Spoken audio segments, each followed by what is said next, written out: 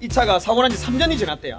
3년 지나고 나서 지금 차를 판 건데 3년 동안 전 차주는 잘 타셨다는 거 아닙니까? 그러면 일단 믿고 타실 수 있겠죠. 첫 번째 제일 중요한 게 사고 난 지 얼마나 됐느냐, 이게 제일 중요합니다. 두 번째는 이제 이 모양 보는 건 중요하지 않고요, 외관입니다. 여기 안쪽에는 사실 실리콘 쏘는 것도 중요한데 여기 3년이나 지났으니까 녹이 쓸었는지 보는 게 중요합니다. 여기뿐만 아니라요, 여기까지 교환을 했으면요, 교환한 흔적이 보이죠. 그러면 여기 안에도 보면 여기 흰게 묻은 거 보이죠. 여기 안에까지 도색을 했다는 겁니다. 여기 방열판 같은 게 있는데 방열판에도 칠이 조금 살짝 날린 흔적이 납니다. 흰색으로 여기 안에도 칠을 한 거고, 여기 배선은 다시 도색한 뒤에 꼽았겠죠. 사실 도색한 흔적은 크게 의미가 없습니다. 안전한 게 중요한 거니까, 시세보다 싸게 사셨으니까. 그래서 안전한지를 보는 거는 여기 녹이 쓸었는지 부식이 쓸었는지를 봐야 되는데, 일단 지금 봤을 때는 부식 쓴 게 진짜 거의 없습니다. 이렇게 칠 까진 게 있어요. 도색하고 나서 이렇게 볼트 쪼으면서 칠이 까질 수 있어요. 이런 거 가지고 태클 거는 사람들은 사고차 사시면 안 됩니다. 사고차면 충분히 이렇게 될 수 있고, 본네트도 이 볼트 자국 이렇게 충분히 날 수 있어요. 근데 안전상이랑 전혀 상관없다고요. 제가 중고차 살 때 볼트 자국 보지 말라 했던 것도, 안 나면 좋겠지만 이게 차 사는데 중요한 요인은 아니라는 거. 그리고 이런 데도 부식이 전혀 없습니다. 이거는 부식이 아니었습니다. 3년이 지났는데 이 정도 부식 없으면 저는 뭐 수리가 잘 됐다고 보여집니다. 전판내로도 이렇게 지금 보면 칠이 조금씩 떨어져 있습니다. 사실 이런 데는 녹 안 쓸게 붓터치 정도 해주면 좋겠지만, 사실 이거는 크게 수리가 잘 됐는지 안 됐는지랑은 크게 무방하고요. 두 번째는 일단은 사고 부위에 부식이 있는지, 사실 조금 더 꼼꼼하게 보려고 하면요, 여기 안쪽에 휠하우스 커버도 다 드러내고 안쪽까지 보는 게 좋긴 합니다. 하지만 육안상으로 보는 거는 일단은 눈에 보이는 데까지 불 다 켜가지고 부식이 있는지 그걸 보는 게 두 번째입니다. 세 번째는요, 휠하우스가 이렇게 먹었으니까요, 여기가 프론트 필러라고 합니다. 프론트 필러까지 왔는지 보는 것도 중요합니다. 휠하우스가 앞에 있으니까 여기 대시보드 패널이나, 여기 이 차는 에어백까지도 터진 차입니다. 그래서 여기 안에까지도 이상이 있는지 보는 건데 제가 봐드렸습니다. 여기 보면 안에는 큰 흔적이 안 보입니다. 사고 흔적이 안 보여요. 이런 거 사고 흔적을 보는 것도 요런데 조금만 봐도, 유심히 봐도, 반대편만 비교해 봐도 깔끔하지 않은 게 보이거든요. 여기도 센터 필러 쪽에도 이상이 있는 게 크게 보이지 않습니다. 제 생각에는 괜찮다고 생각합니다. 일단은 안에까지는 휠하우스의 손상이 들어오진 않았고, 에어백은 터졌지만 에어백 수리까지 잘 됐고, 계기판에 뜨는 게 없으면, 방청도 잘 됐고 했으면 괜찮다고 생각합니다. 이제 마지막입니다. 사실 일반인들이 볼 수 있는 건 이거 간격이에요. 제가 말씀드렸지만 이 차도 간격이 조금은 안 맞습니다. 수리는 잘 됐지만 한번 보시겠습니다. 제가 수리를 해도 이거 완벽하게 할 수는 없어요. 근데 이거는 정상이라는 거 보시면, 여기 휠하우스가 먹었으면요, 범퍼, 휀다, 필러들 간의 간격을 보시는 겁니다. 수리가 잘 안 된 차들은 간격이 진짜 안 맞습니다.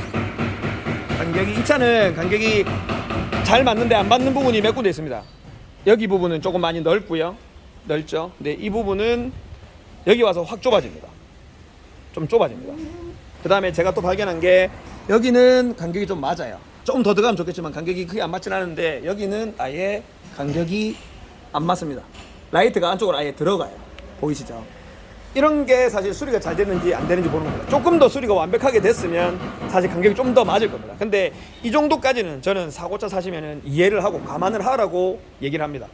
여기도 지금 보면 간격이 조금, 범퍼 간격이 조금 안 맞아요. 큰 사고 수리인데 이 정도면 괜찮다고 생각합니다. 정말 심한 것들은 진짜 심하게 안 맞거든요. 근데 이 정도면은 어느 정도 넘어갈 만하다고 생각합니다. 이 정도도 안 맞으면 수리가 조금은 아쉽다고 보여줄 수 있는 부분입니다. 하지만 사고차니까 좀 감안하시고 타는 게 맞고, 그리고 여기서 이제 제일 마지막, 사고차를 사셨다.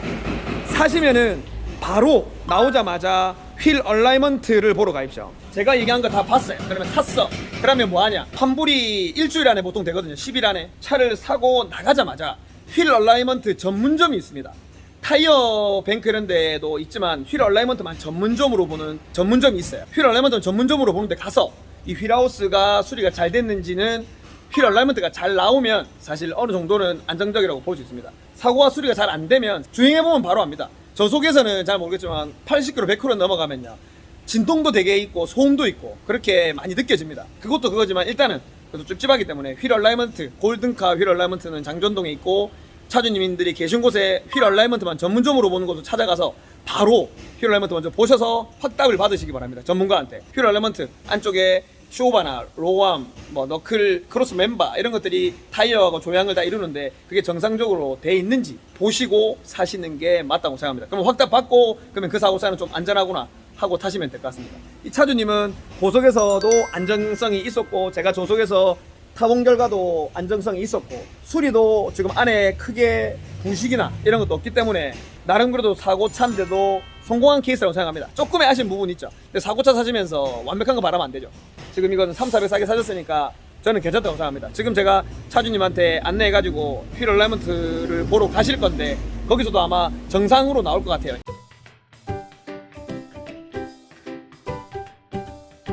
조금 더 열어봤으면 좋겠지만 돈 안 들이고 그냥 공짜로 볼 수 있는 하는 정도는 괜찮게 나온 걸로 생각하고 유튜브 찍는 값으로 서비스로 봐드렸습니다.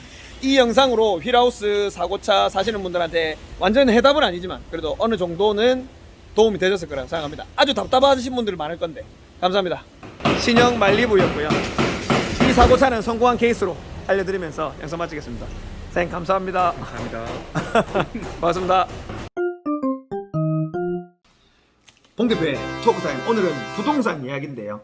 대출 이야기입니다. 지금 요새 최근에 전세 대출까지 뭐 막는다고 해서 하는 기사가 많이 나와가지고 실제로 진짜 은행에 문의해보면 전세 대출이 안 나온다는 얘기가 많았었습니다. 그래서 메인 뉴스에도 계속 나오고 큰 문제였습니다. 그래서 이거에 대해서 좀 쉽게 얘기 한번 해보겠습니다. 봉 대표 아닙니까? 쉽게 합니다. 잘 모르시는 분들도 좀 들어야 됩니다. 쉽게 얘기할 때라도 조금씩이라도 드러나야 나중에 도움이 됩니다. 스킵하지 말고 끄지 말고 쉽게 할 테니까 한번 들어보십시오. 일단 이 얘기는 최근에 뭐 금융감독위원장님인가 바뀌면서 가계부채에 관한 총량을 규제를 하겠다. 가계부채가 너무 높으니까 우리나라는 위험하다. 이제 가계부채를 관리하겠다 이렇게 된 겁니다. 가계부채가 뭐냐? 우리가 가계입니다. 기업부채, 뭐 정부부채, 가계부채. 그러니까 기업이 아닌 서민들이 빌리는 대출은 다 가계부채예요. 마이너스 통장, 그 다음에 아파트 담보대출. 서민들이 하는 건 다 가계입니다. 부채는 그냥 빚이고요. 그래서 이 가계부채가 너무 사상 최고치로 올랐다. 뭐 다른 선진국에서 너무 높으니까 이제 좀 그만 빌려주겠다. 이렇게 된 겁니다. 처음에는 전세부터 건들진 않았고요. 처음에는 매매부터 건드렸습니다. 피해받는 사람은 이겁니다. 지금 내가 집을 사려고 했다가 대출이 안 나와서 그러면 안 하면 돼요. 근데 그 사람들은 이제 못 샀으니까 뭐 피해까지는 아니고 그냥 기회비용을 잃은 거죠. 하지만 진짜 피해보는 사람은 어떤 사람들이었냐면 분양권을 가진 사람이었습니다. 나는 청약이 당첨이 됐어요. 청약이 당첨된 권리를 분양권이라고 합니다. 그 딱지를 분양권인데요. 청약 당첨된 사람이 내가 만약에 3억짜리 분양한 아파트를 당첨이 됐어요. 근데 이게 3년 전에 당첨이 됐으니까 이제 올해 입주할 거야. 근데 이제 시세가 이제 6억이 됐어요. 6억이 됐으니까 내가 그때 계약금 10%만 보통 넣었거든요. 그러니까 3천만 원 넣고 이 아파트를 들고 있었다가 지금 보니까 6억까지 올라서 보통 6억 정도 시세가 하면 대출이 뭐 한 4억까지는 나옵니다. 그러면 내 돈 하나도 안 들이고 이 아파트를 살 수 있네 이래서 난 돈 준비를 하나도 안 해놨어. 그래갖고 이제 입주하려고 하는데 갑자기 대출을 안 해준다는 겁니다. 2억 7천을 마련해야 되는데 없는 겁니다. 분양권을 당첨이 되면요, 청약이 당첨이 되면 레미안 아파트다 이러면 레미안 아파트 중도금 대출을 해주는 관할하는 은행이 있어요. 신한은행, 우리은행 이런 게 은행들이 있는데 그 은행들이 보통 잔금 때 돼서 대출까지도 해주는 건데 그 은행이 이제 1금융 겁니다. 보통 그 은행이 이제 손을 놓은 겁니다. 우리 못 해준다, 미안하다, 정부가 막았다, 못 해주면 이제 2금융권으로 가야 됩니다. 이게 정말 안 좋은 게요. 1금융권은 뭐 이율을 2%대로 가야 되는데 이게 2금융권 뭐 새마을금고나 뭐 신협 이렇게 넘어가면 3%대로 넘어가야 돼요. 대출이 안 해주려면 그냥 아예 뭐 신협이고 농협이고 뭐 새마을금고 수협이고 축협이고 다 안 해줘야 되는데 그것도 아닙니다. 그냥 1금융권에서는 안 해주고 2금융권, 3금융권에서는 또 된다고요. 얼마나 아이러니합니까? 결국에는 서민들은 낮은 금리를 못 쓰고 높은 금리를 쓰게 돼 있어요. 그래서 지금 당장 닥친 사람들은, 대출 없는 사람들은 또 정부에서도 뭐 그까지 다 막을 수는 없으니까 결국엔 또 그것도 용인은 해줍니다. 그러면 이제 서민들은, 분양권 당첨된 사람들은, 잔금이 마련되지 않은 사람들은 2금융권, 3금융권 가서 높은 금리로 잔금을 칠 수밖에 없는 겁니다. 그것도 많이 해주지도 않아요.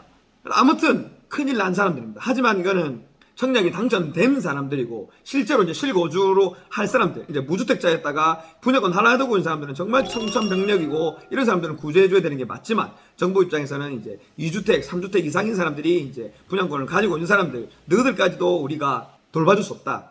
가계부채가 위험하니까 미안하다. 너희는 좀 뭐 손해를 봐라. 이런 식으로 넘어갔다가 이제는 최근에 전세까지 대출을 목죄어 왔었습니다. 전세 대출도 못 해준다. 이래서 지금 전국에 있는 전세들이 잠시 정체 현상이 왔고요. 중간에 원래 계약금을 넣었다가 대출이 안 된다고 해서 전세를 파기하는 계약도 지금 전국에 엄청 많습니다.